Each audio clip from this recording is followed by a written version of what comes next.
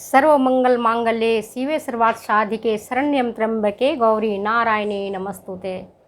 आज माँ दुर्गा का चौथा दिन है और इस दिन हम माँ का आशीर्वाद प्राप्त करते हुए अपने काम को प्रारंभ करते हैं और माँ से हम वरदान मांगते हैं, आशीर्वाद मांगते हैं कि हे माँ, आप हमें शक्ति दें, विद्या दें, बुद्धि दें।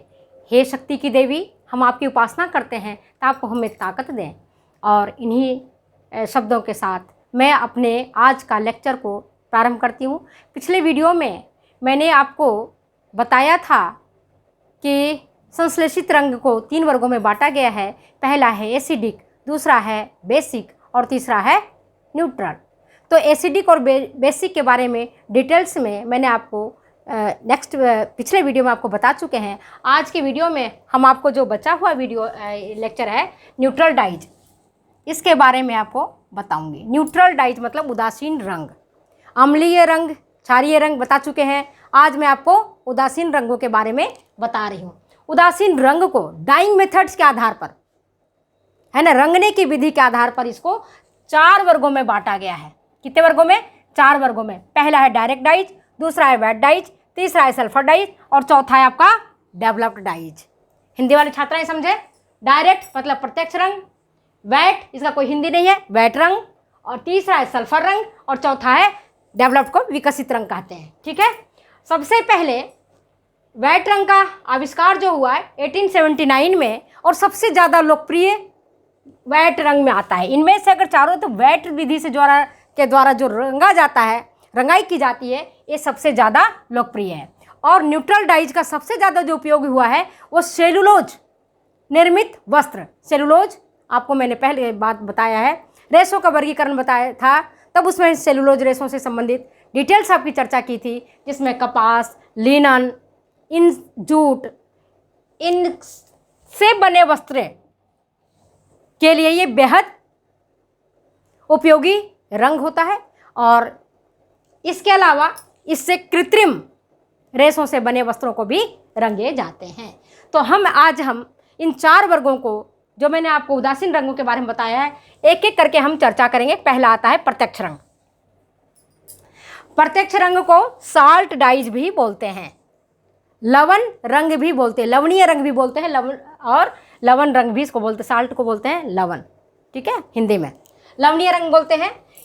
इससे सेलुलोज से बने वस्त्र वो ज़्यादा उपयुक्त होते हैं इससे रंगने के लिए, सेलुलोज। दूसरा होता है आपका रेयॉन, इसे रंगे जाते हैं। और तीसरा देखोगे तो ये जो डायरेक्ट डाइज है, प्रत्यक्ष रंग है, ये रंग ज़्यादा चमकदार और तीव्र होते हैं, चमकदार होते हैं और तीव्र होते हैं। और इसमें ही आप देखोगे, मगर इसमें क्या है कि रंगने के बाद वस्त्र थोड़े ही दिनों में कच्चे हो जाते हैं। मतलब धुलाई के बाद, जब बार बार आप धुलाई करती हैं तो रंग उसमें से निकल जाते हैं।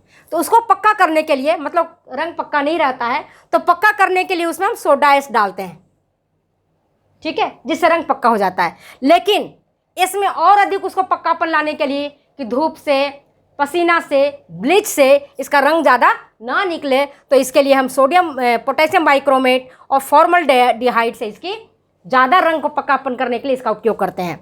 नेफ्थॉल केमिकल के द्वारा इसकी जब परिसज्जा की जाती है, फिनिशिंग किया जाता है, तो रंग काफ़ी पक्का हो जाता है, जो कि बार बार की धुलाई में भी नहीं निकलता है। तो आप डायरेक्ट डाइज के बारे में समझ गए होंगे।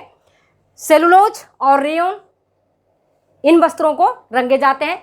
जब भी हम न्यूट्रल डाइज की बात करेंगे तो आपको याद रखना होगा कि सेलुलोज से निर्मित वस्त्रों की रंगाई के लिए इस रंग का ज़्यादा उपयोग किया जाता है। और अगर एग्जामिनेशन में आता है कि न्यूट्रल डाइज को किस आधार पर वर्गीकृत किया गया है, तो आपका होगा डाइंग मेथड्स। आंसर क्या होगा? Dyeing methods. आप बेटे पढ़ते नहीं हो, कंसेप्ट क्लियर नहीं होता है, इसी कारण आप केवल क्वेश्चन सॉल्व करते हो। तो आपको कंसेप्ट क्लियर नहीं होने से आप क्वेश्चन को तो सॉल्व कर लेते हो, लेकिन जैसे ही क्वेश्चन में उतार चढ़ाव आता है, क्वेश्चन में थोड़ी हेरफेर होती है, उसके पैराग्राफ चेंज हो जाते हैं, उसके लैंग्वेज चेंज हो जाते हैं, तो आप कंफ्यूज कर जाते हो। इसलिए सबसे पहले तो आप कंसेप्ट को क्लियर करें कि जब कभी भी न्यूट्रल डाइज की बात आती है, उदासीन रंग की बात आती है, तो आपको याद रखना होगा कि कि सेलुलोज रेशे से बने ही वस्त्र इससे सबसे ज़्यादा अच्छे तरीके से रंगे जाते हैं। इसके अलावा आर्टिफिशियल रंग भी, आर्टिफिशियल जो आपके क्लोथ्स हैं उनको भी रंगा जाता है। ठीक है, तो वेट डाइज के बारे में अगर देखते हैं तो सबसे पहले इसका आविष्कार हुआ था 1879 में, सबसे लोकप्रिय है, सबसे ज़्यादा चलन में वेट डाइज आया। सेलुलोज से बने वस्त्र बहुत अच्छे तरीके से रंगे जाते हैं और इसका जो रिजल्ट निकलता है वो बेस्ट निकलता है, बेस्ट क्वालिटी का होता है। आर्टिफिशियल फाइबर से बने वस्त्रों को रंगने के लिए उसमें मोर्डेंट्स का यूज किया जाता है। अब आपको कि मोर्डेंट्स क्या होता है मैं बता चुकी हूँ। एक प्रकार का बंधक है जो रंग को वस्त्र से चिपकाने में काम आता है, मतलब रंग को बांधने का काम करता है। अगर रंग वस्त्रों से नहीं चिपके तो धुलाई के बाद वो बाहर निकल जाते हैं, तो इसके लिए मोर्डेंट्स का यूज किया जाता है। वेट डाइज को भी देखोगे तो ये 3 प्रकार के होते हैं, 3 वर्गों में इसको वर्गीकृत किया गया है। पहला है इंडिगो, दूसरा इंडिगो सोल, तीसरा अल्गोसोल। ठीक है, इंडिगो में इंडिगो सोल और अल्गोसोल। दूसरा इसका है एंथ्राक्विनोइड्स और तीसरा है सल्फर। जो एंथ्राक्विनोइड्स डाइज है वो सेलुलोज और रेयन के वस्त्रों को बनाने के लिए, उसको उनके वस्त्रों को रंगने के लिए काम में लेते हैं। कौन सा? एंथ्राक्विनोइड्स को। इनसे सेलुलोज से बने वस्त्र, सेलुलोज से जो भी है आप देख लो, रेयन उसका बेसिक सेलुलोज है, बांस की लुगदी, कपास लिंटर्स, इन्हीं से तो रेयन के वस्त्र बनाए जाते हैं। और सेलुलोज आप कपास देखो, लिनन देखो, जूट लो, जिन वस्त्रों को हम पहनने में काम में लेते हैं उन्हीं को तो रंगेंगे हम। तो सेलुलोज और रेयन एंथ्राक्विनोइड्स डाइज से रंगे जाते हैं। और इंडिगो से वूलन वस्त्र को रंगा जाता है, ऊनी रंगों को रंगा जाता है। लेकिन इसमें क्या है, एक डिफेक्ट्स है। वो डिफेक्ट्स क्या है? शेड्स का। इससे विभिन्न प्रकार के शेड्स नहीं बनाए जाते हैं, शेड्स इसका नहीं बनता है। तो जैसे आप शेड्स बनाना चाहोगे और उसको जब रंग को आप वस्त्र को में रंगते हैं, वस्त्र को अच्छी प्रकार से रंग लेते हो और जो चाहते हो कि मेरा ये शेड आएगा, लेकिन सूखने के बाद उसका शेड जो है जैसा आप चाहे थे वो शेड नहीं होकर के कोई तीसरा शेड बन जाता है। ठीक है, जैसे आप चाहते हैं कि हल्का ब्लू हो या आपके लाइट येलो कलर बने, या आप चाहते हो कि लाइट पिंक बने, और आप ऐसा ही सोच करके रंग बना रहे हो लेकिन इसका शेड्स नहीं बन पाता है, बनाते कुछ हो बन कुछ जाता है। ये इसमें एक बड़ी कमी है। नेक्स्ट आता है आपका सल्फर डाइज। सल्फर डाइज जैसा कि नाम से ही ज्ञात है इसमें, क्योंकि इन रंगों में सल्फर होता है इसलिए इसको सल्फर डाइज बोलते हैं। ये क्या होता है? इनसॉल्युबल इन वाटर, ये जल में अघुलनशील होता है, जल में नहीं घुलता है। इसलिए जब ये जल में घुलेगा ही नहीं तो वस्त्र पर ये रंग कैसे चढ़ेगा? तो इसके लिए रंग को पक्का बनाने के लिए और वस्त्रों पर चढ़ाने के लिए रिड्यूसिंग एजेंट का उपयोग किया जाता है। क्षारीय reducing agent, alkaline reducing agent, Hindi वाली छात्राएं समझे, क्षारीय अवकारक एजेंट का उपयोग किया जाता है। और जैसा कि मैंने आपको बार बार बता रही हूं, न्यूट्रल डाइज से cellulose plus rayon plus artificial clothes को रंगे जाते हैं। रंग पक्का होता है, बहुत अच्छा रंग चढ़ जाता है, लेकिन बार बार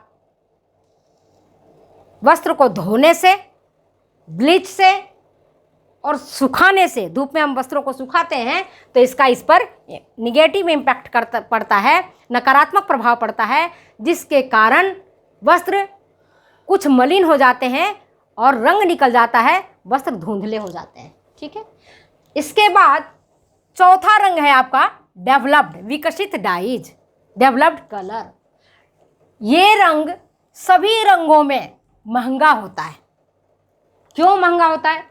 क्योंकि इसको तैयार करने के लिए विशिष्ट रासायनिक प्रतिक्रियाओं का सहारा लेना पड़ता है, स्पेशल केमिकल रिएक्शंस का सहारा लेना पड़ता है। और ये रंग भी सेलुलोज और रेयन से बने वस्त्रों को रंगने में काम आता है। अर्थात इससे आप आर्टिफिशियल कृत्रिम वस्त्रों को रंग सकते हैं, सूती वस्त्रों को रंग सकते हैं, लिनन के वस्त्रों को रंग सकते हैं, जूट के वस्त्रों को रंग सकते हैं। तो इनका उपयोग किया जाता है। रंग को पक्का बनाना इसमें कठिन होता है, इसलिए इसमें कई प्रकार के केमिकल्स रिएक्शंस कराने पड़ते हैं। और इसी कारण जिसमें जितना अधिक केमिकल रिएक्शंस आया होगा, जितना अधिक उसमें मेहनत होगा रंग को बनाने में, उसका दाम भी मार्केट में उतना अधिक बढ़ेगा। तो आपने देख लिया न्यूट्रल डाइज, उदासीन रंग है ना। उदासीन रंगों से जब कभी भी एग्जामिनेशन में अगर पूछे आ जाए कि उदासीन रंगों का उपयोग सर्वाधिक कौन से वस्त्र को रंगने में बेहतर होता है, इसमें 4-5 ऑप्शन होते हैं। जबकि मैंने आपको बताया रेयॉन को भी रंग सकते हैं, कृत्रिम वस्त्रों को भी रंग सकते हैं। लेकिन जब पूछा जाता है कि सबसे उपयुक्त कौन है, तब आपका आंसर होना चाहिए सेलुलोज। यद्यपि इससे रेयॉन भी रंगा जा रहा है, रेयॉन के वस्त्र भी रंगते हैं, लेकिन क्योंकि रेयॉन के वस्त्रों का आधार क्या है, सेलुलोज है। वो बैम्बू से बनता है और आपके कॉटन लिंटर से बनता है। तो आप देख चुके हैं कि न्यूट्रल डाइज में 4 डाइंग मेथड्स के आधार पर इसको 4 वर्गों में बांटते हैं: direct, wet, sulphur and developed. सबसे पॉपुलर पूछा जाए कौन सबसे पॉपुलर है, तो आपका वेट डाइज आएगा। सबसे महंगा कलर इनमें से कौन है, तो आपका डेवलप्ड डाइज आएगा। सल्फर, इसमें से कौन सा इनसॉल्युबल इन वाटर है, तो आपका सल्फर डाइज आएगा। इसमें अगर ये पूछा जाए कौन सा रंग जल्दी निकल जाता है, तो आपका डायरेक्ट डाइज आएगा। रंग तो जाता है, पानी में सॉल्युबल होता है, लेकिन ब्राइट एंड एक्यूट होता है। इसलिए इसको पक्का करने के लिए सोडा इसका उपयोग किया जाता है, रंग को पक्कापन बनाने के लिए। तो ये आपकी चीज मैंने आपको बता दी। और अधिक पक्का बनाना है तो पोटेशियम बाइक्रोमेट और फॉर्मल्डिहाइड का उपयोग करते हैं। नेपथॉल केमिकल के द्वारा इसकी परिचर्या की जाती है। इस प्रकार से मैंने आपको आज डाइज के बारे में पूरी चर्चा कर दी है। तो अगर ये वीडियो आपको अच्छी लगती है तो प्लीज़ शेयर करें, कमेंट करें, सब्सक्राइब करें। फिर मिलते हैं अगले वीडियो में अगले एपिसोड के साथ। तब तक जाने की इजाज़त दीजिए और फिर मैं आपको छपाई और रंगाई के बारे में और चर्चा करूँगी और डिटेल्स में बताऊँगी।